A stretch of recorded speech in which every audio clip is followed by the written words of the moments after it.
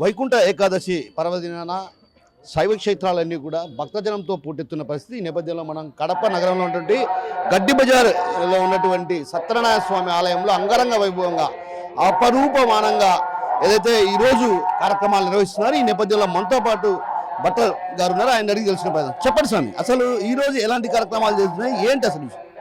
మన ఓం నమో నారాయణాయ ఆలయ వంశపారంపర్య అర్చకులు, నా పేరు విజయ భట్టర్ అండి.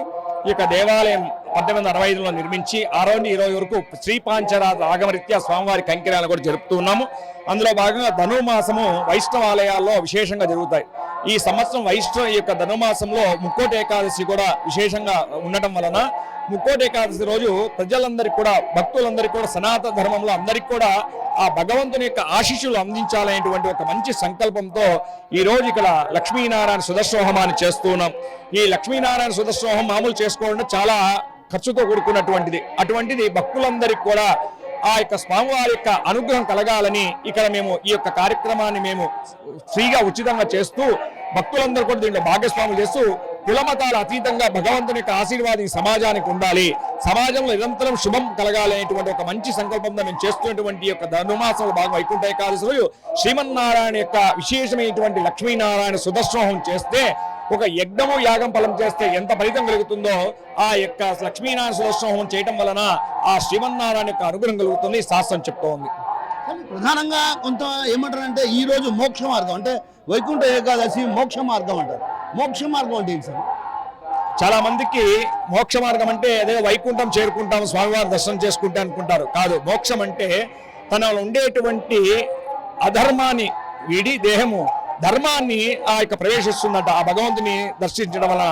అందుకే ముక్కోటి ఏకాదశి రోజు ముక్కోటి దేవతలందరూ కూడా నారాయణ నారాయణ నారాయణ అని నారాయణ స్మరణ చేస్తూ ఆ స్వామివారి దర్శనం కోసం ఎదురు చూస్తారట. అది తెల్లవారుజామున 2 గంటల నుండి ఈ యొక్క వైకుంఠ ఏకాదశి స్వామివారి ఉత్తరదాసం గరుడ వాహనంపై స్వామివారు వచ్చి వివహిస్తారట. ఆ గరుడ వాహనమై సువర్ణమైనటువంటి ఆభరణంతో తులసి వనమాల విభూషితుడుగా శ్రీమన్నారాయణుడు ఆ దర్శించడం వలన సమస్తమైనటువంటి పాపములన్నీ కూడా తొలగి దేహంలో సమస్తమైనటువంటి అధర్మ చింతనంతో కూడా తొలగి ధర్మచింతన కలిగి వాడు వెళ్ళేటువంటి మానవ జీవనంలో ధర్మకార్య పరాయణుడై ధర్మాన్ని ఆచరిస్తూ వల్ల 10 మందికి మంచి కలిగేటువంటి యొక్క అనుగ్రహం కలుగుతుందని ఈ యొక్క ముక్కోటి ఏకాదశి ప్రధాన ఉద్దేశం.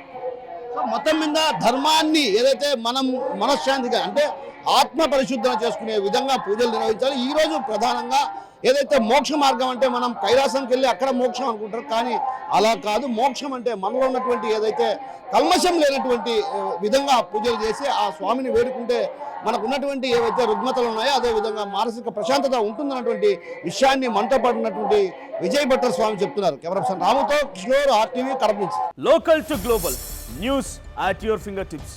మీ చేతిలో ఒక ఆయుధం. Download raw TV app. Media legend Ravi Prakash is back.